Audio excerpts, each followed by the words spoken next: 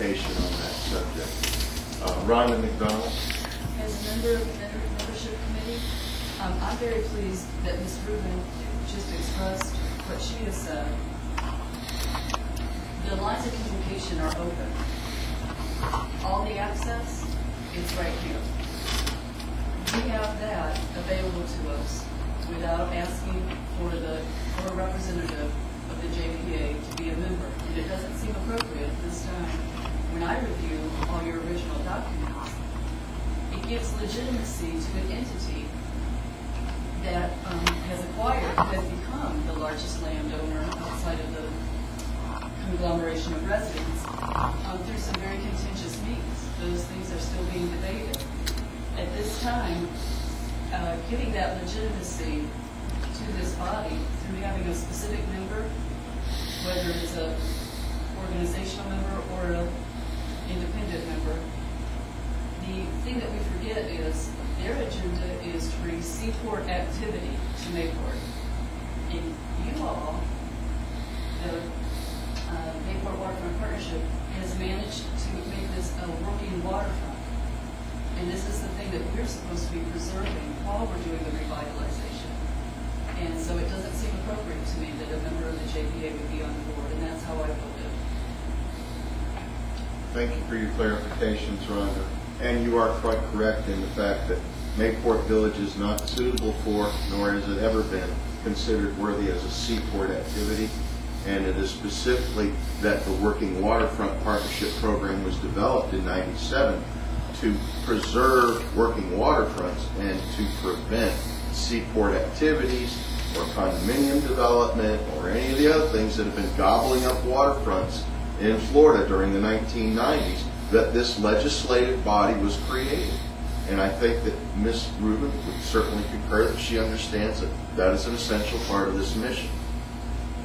Who was next? Val? There was a key word that Rhonda mentioned that I'm a little uncomfortable with, and that was the word preserving. The reason that I am uncomfortable with that is that while that is certainly part of our mission, we need to be cognitive that real estate and economic deals change over time. For instance, when I was a kid, we used to have a lot of marinas, and they had the charter boats, and they even had them here in Mayport, and that's part of what this group has talked about doing. Well, we don't see that visually as much, but the reality is that the charter boat industry today is greater than it ever was. The reason that you don't see them at, say, the old Monty's Marina is because it's not economical feasible. What they have done is they go to the public boat ramp, just as we are right here. And the boats are trailerable. They put them in, the people meet them at the dock, and the idea of redeveloping something that was a 50s, 60s, 70s scenario is not economically feasible in today's market. If you look at the boating industry in terms of boat dealers, when I was a kid, they used to be at the marinas. Now they're on the highway, nowhere near water. That's the evolution of that industry. We talked about preserving, and I know that we're trying to save the fishing industry, and that's a very viable part of our lifestyle. But when we have closed 2 fish houses in the last 3 years, basically, 4 years, 5 years, whichever it is, we're not making progress. And where we had a number of small properties with separate ownerships when this group started, we now have a consolidation of ownership, particularly with Jacksport. Now, what we have got to do is we've got to look how we evolve in terms of the Mayport Waterfront Partnership. We talk about bringing ecotourism in here, and you're one of our biggest proponents for that. But you're not going to be able to make a viable living of putting somebody with canoes on the waterfront there at Strickland's restaurant, as an example, and think that they're going to launch tours from here. That's something that is geared more for the backwaters, the intercoastal, that type of thing. So we need to reevaluate our overall model in light of all of the changes, including the economic changes. We're not going to be able to secure grants and acquire property and build restaurants and those type of things. When I was a kid, there were half a dozen or more restaurants here in Mayport.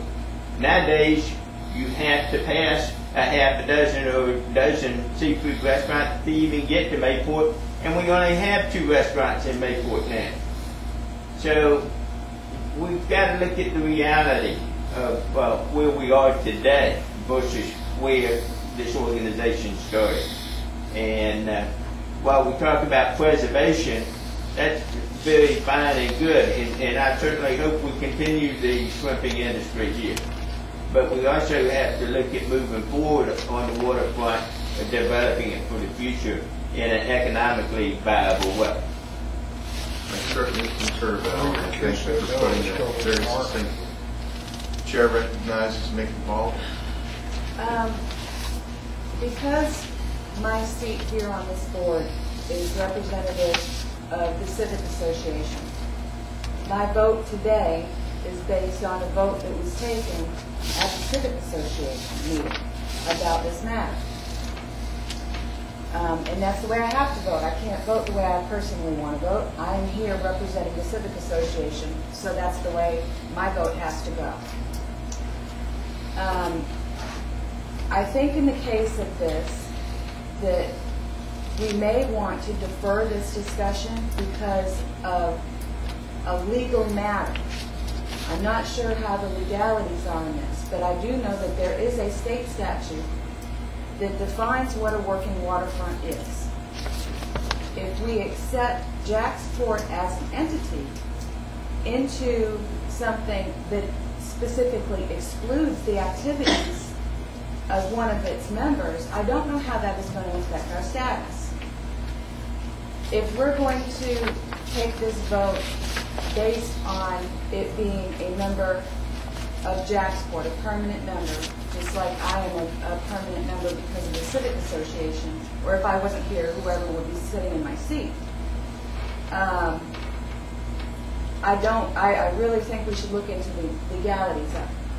I think my personal opinion, not speaking from the Civic Association, having Ms. Rubin on the board would be a really, really good idea.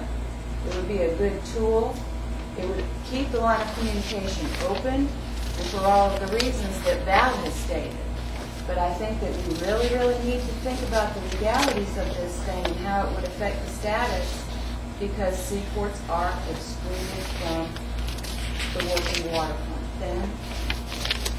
Chair recognizes Ms. Tucker.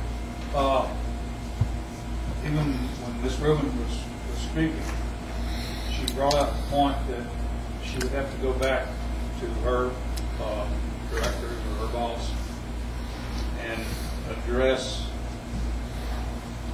the point that Carol brought out, that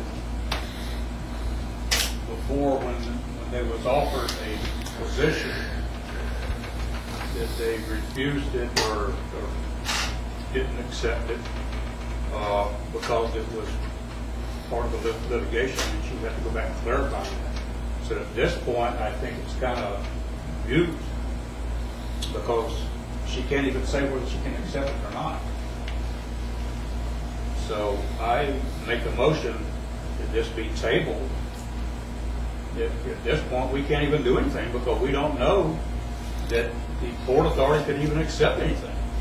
Motion has been made to table by Ben Tucker, seconded by Carol Huffines. Discussion? Hearing none, let's vote. Table discussion. Motion to table. All in favor say aye. Aye. Any opposed? Subject matter is closed. Les, Val. I would like